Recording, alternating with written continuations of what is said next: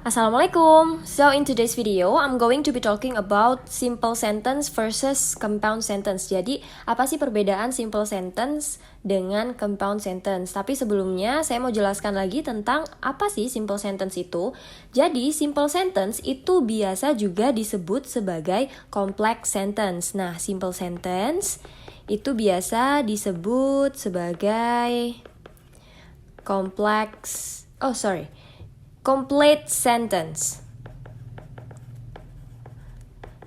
Maksudnya seperti apa? Jadi, sebuah kalimat bisa dikatakan kalimat lengkap atau complete sentence jika dia memiliki subjek dan juga verb. Dia memiliki subjek dan juga verb. Tidak peduli apapun tensesnya. Jadi mau dia tensesnya tentang simple present tense atau continuous tense atau apapun, ya. Mau dia tenses yang sudah direduce atau yang belum direduce dan sebagainya. Kalau dia punya subjek, kemudian dia juga punya verb, artinya dia sudah menjadi complete sentence. Tetapi kalau misal dia cuma punya subjek aja, nggak punya verb, dia nggak bisa kita katakan sebagai complete sentence. Begitu juga sebaliknya. Kalau dia cuma punya verb aja dan tidak punya subjek, artinya kalimat itu juga bukan kalimat lengkap atau bukan kalimat komplit. Nah, kita masuk ke contohnya. Seperti apa sih yang dimaksud sebagai complete sentence? Contoh simpelnya, misalnya kita pakai subjek yang biasa kita gunakan. Misalnya ada Ayu, Dewi, he, she, it, dan lain-lain. Atau boleh juga sebut nama. Oke, di sini saya mau pakai they. They eat the desserts. Oke, they eat the desserts. Kalimat ini punya subjek nggak ya? Oh, dia punya. Subjeknya adalah they. Kemudian apakah dia punya verb? Dia punya verb. Verbnya adalah eat. Kemudian kalau misal contoh kalimatnya adalah seperti ini. I run. Cukup sampai di situ aja. Nah, walaupun kalimatnya pendek, kita lihat dulu dia punya subjek sama verb atau enggak. Kalau dia cuma punya subjek aja, artinya dia bukan kalimat lengkap. Begitu juga sebaliknya. Kita lihat ya di sini. Dia punya subjek atau tidak? Oh iya, subjeknya adalah I. Kemudian run ini sebagai verb. Oh, walaupun kalimatnya sependek ini, ternyata dia merupakan complete sentence. Gitu. Jadi complete sentence itu tuh tidak harus kalimat yang memang panjang gitu, enggak. Bahkan kalimat yang panjang sekalipun bisa jadi dia cuma punya subjek aja atau bahkan dia cuma punya verb aja gitu. Dia nggak punya keduanya, nggak punya subjek yang ada verbnya juga. Contohnya seperti ini misalnya. The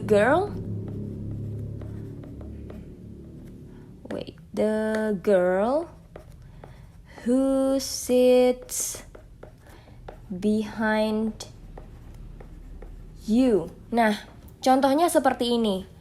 Walaupun di sini ada verb yaitu sit, tetapi sit ini tidak berperan sebagai verb. Kenapa? Karena di sini ada kata who, di mana who itu membuat dari sit behind you itu menjadi adjektif perannya di dalam kalimat ini. Artinya dia itu cuman punya verb dan punya penjelas verb gitu. Dia cuma punya subjek dan penjelas subjek. Dia nggak punya verb. Artinya kalimat the girl who sits behind you itu bukanlah kalimat lengkap. Terus kalau mau bikin dia lengkap gimana? Kalau mau bikin dia lengkap ya kita tambahin verb. Karena dia sudah punya subjek, maka kita tambahkan verb-verbnya. Misalnya adalah is my sister. Verbnya adalah kata is. Nah, kalau sudah seperti ini, maka bisa kita katakan bahwa the girl who sits behind you is my sister itu adalah kalimat komplit. Gitu ya. Kemudian ada juga yang dia itu tuh cuman punya verb aja, tapi nggak punya subjek. Misalnya gimana? Misalnya ada kalimat seperti ini. When she runs so fast. Ini bahkan gak punya verb ataupun gak punya subjek loh ya. Saya salah kasih contoh ini, gak apa-apa tapi. Dia bahkan nggak punya verb juga nggak punya subjek. Kenapa? Karena di sini ada kata when, di mana when ini membuat dari kata she runs so fast itu menjadi adverb of time atau keterangan waktu. Ketika dia lari sangat cepat. Nah, ketika dia lari sangat cepat itu adalah adverb of time atau keterangan waktu. Makanya bisa dibilang dia itu nggak punya subjek, nggak punya verb. Walaupun kalian mungkin melihat ada subjek di sini dan ada verb di sini, gitu ya. Kemudian kalau mau bikin dia sebagai kalimat lengkap gimana dong? Ya jelas, karena dia nggak punya subjek dan nggak punya verb, maka kita harus tambahkan subjek dan juga verb di depannya. Karena biasanya adverb of time itu dia berada di belakang ya, atau kalau di depan kita pisahkan dengan koma. Oke, nanti saya contohkan ketika adverb of time-nya itu ada di depan. Oke, kita buat contohnya ketika kita akan membuat si when she runs so fast ini menjadi kalimat yang lengkap. Kita tambahkan subjeknya. Misalnya, he lives when she runs so fast. Nah, ini dia berlari, dia laki-laki berlari ketika dia laki-laki pergi ketika dia perempuan berlari sangat cepat. Nah, itu dia. Nah, itu yang saya maksud bahwa when she runs so fast itu sebagai adverb of time.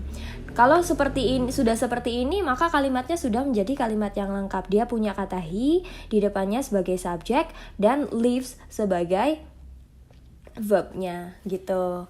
Oke, kalau misalnya mau dibalik gimana? Jadi adverb of time-nya dulu yang ditaruh di depan, kemudian subjek sama verbnya di belakang. Apakah boleh? Boleh. Jadi misalnya dibalik ya, yang ini kita taruh di depan. Kita taruh di depan. Nah, seperti ini. When she runs so fast, ya. Setelah itu kita taruh koma. Nah, baru boleh kita tulis subjek di belakangnya. Subjek dan verb maksudnya. Gitu. Oke? Semoga jelas ya. Nah, ini untuk yang simple sentence. Kalau compound sentence itu yang seperti apa? Jadi compound sentence itu adalah dua kalimat lengkap yang disatukan dengan koordinator conjunction.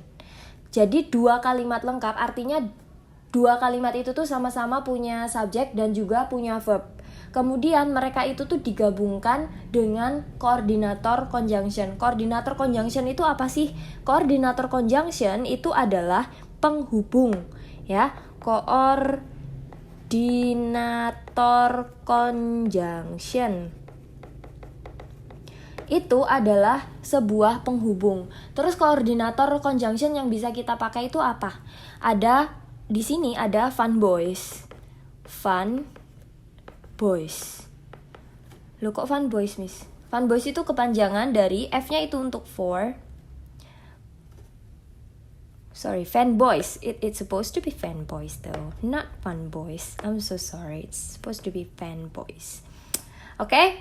So fan boys itu tuh dia adalah kepanjangan di mana F-nya itu untuk kata for, E-nya itu untuk kata and, N-nya untuk nor, kemudian B untuk but, O untuk or, Y itu untuk yet, kemudian S untuk so.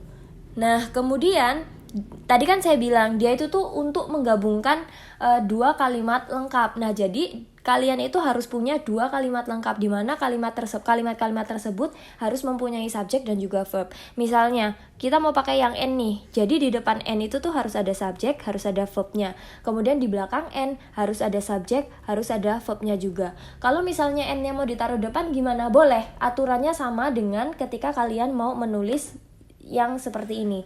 Jadi setelah N, subjek verb, baru kita pisahkan dengan koma, baru setelah itu kita tulis subjek verbnya lagi. Oke, kita langsung ke contohnya. Misalnya, contohnya di sini ada di sini ada contohnya misal kalimat seperti ini. I really need to go to work, but I am too sick to drive. Okay, so we have the sentence which is I really need to go to work, but I am to seek to drive. Gitu.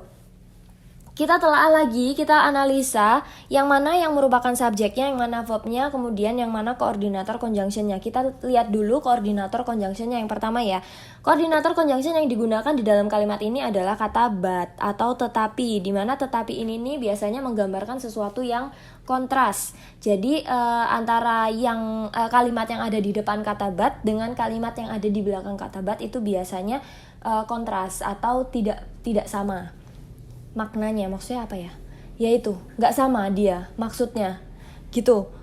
Oke, kita lihat di sini untuk yang kalimat yang sebelum verbnya, nih saya warnai di sini biar jelas, semoga jelas. Oke, yang mana sih subjeknya? Subjeknya adalah kata I. Nah ini adalah subjek. Kemudian verbnya yang mana verbnya? Verbnya adalah yang kata need. Oh berarti dia yang di depan udah aman, udah kalimat lengkap. Kemudian kita lihat lagi yang ada di belakang, ya. Kalimat yang ada di belakang. Apakah dia punya subjek? Jelas, subjeknya adalah I. Ini adalah subjek. Kemudian apakah dia punya verb? Jangan bilang kalau kalimat ini tidak punya verb. Dia punya auxiliary verb di sini, di mana perannya itu tuh sama. Perannya sama dengan verb. Atau bisa kita katakan bahwa dia itu adalah verb juga. Gitu. Walaupun nggak ada verb secara nyata yang benar-benar perlakuan gitu. Tetapi ada auxiliary verb di situ. Berarti dia menunjukkan bahwa kalimat itu punya verb. Oke? So, this is going to be the verb. Artinya, kalimat I really need to go to work but I'm too sick to drive itu sudah merupakan compound sentence. Karena dia sudah memenuhi syarat, di mana compound sentence merupakan dua complete sentence yang digabungkan dengan koordinator conjunction. Jadi rumusnya tuh seperti ini kira-kira. Ada subject, verb, koordinator conjunction, kemudian subject, verb lagi.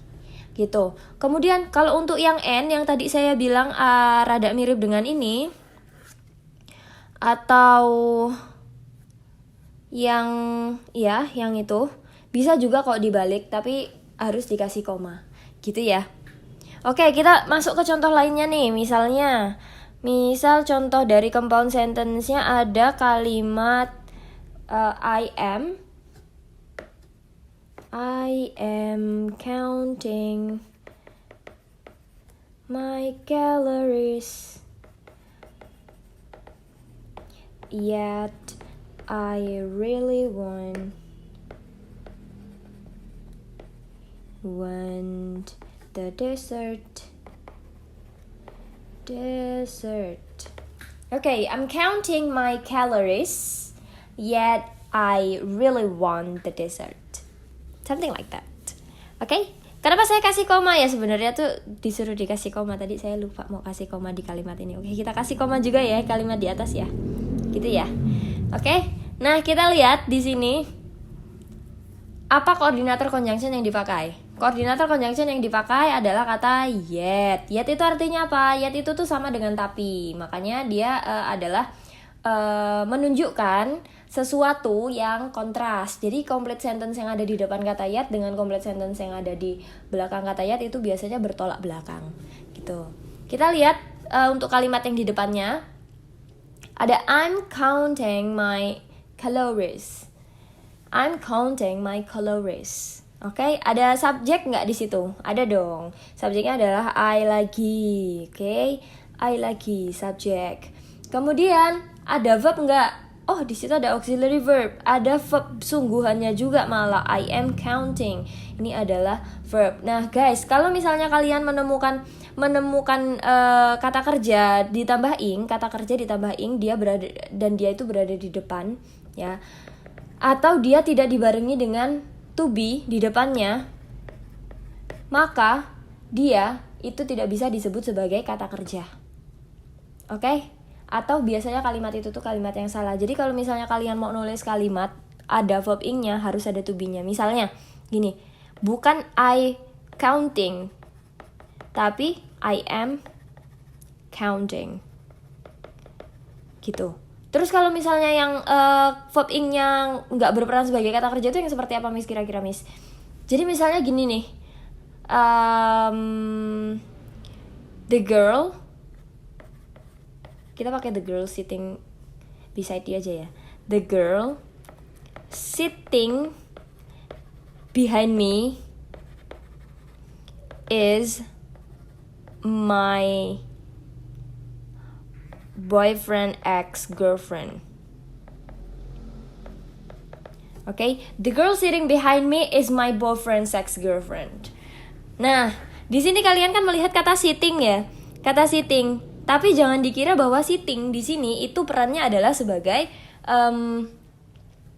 kata kerja, karena dia nggak punya to be di depannya, makanya kita nggak bisa sebut dia sebagai kata kerja. Terus verb ing di sini tuh perannya sebagai apa? Dia tuh perannya adalah sebagai apa ya namanya tuh? Adjektif, dimana dia menjelaskan menjadi penjelas si subjek. Sementara yang menjadi kata kerja di dalam kalimat ini adalah kata is. Gitu. Oke?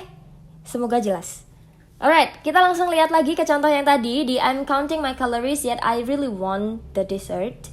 Itu untuk kalimat yang di belakang kata yet, subjeknya ada nggak? Oh ada, subjeknya I. Ini subjek. Kemudian verbnya ada nggak? Really want the dessert. Ya, verbnya adalah kata want. Oh, berarti dia merupakan complete sentence atau compound sentence yang sudah benar gitu, karena terdiri dari 2 complete sentence.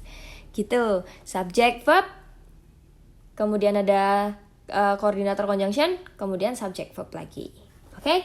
Nah, itu tadi penjelasannya dari saya. Kemudian coba kalian buat 3 contoh complete sentence atau simple sentence dan 3 contoh compound sentence. Di kolom komentar jangan lupa kasih nama. Thank you. Wassalamualaikum warahmatullahi wabarakatuh.